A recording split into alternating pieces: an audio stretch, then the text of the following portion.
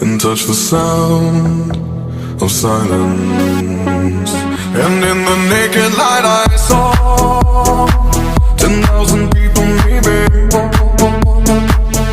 people talking without speaking, people hearing without listening, people writing songs that voices never share, and no one dared disturb the sound of silence.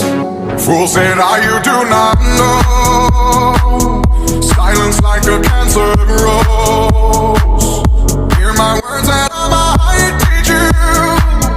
Play my arms and I might reach you.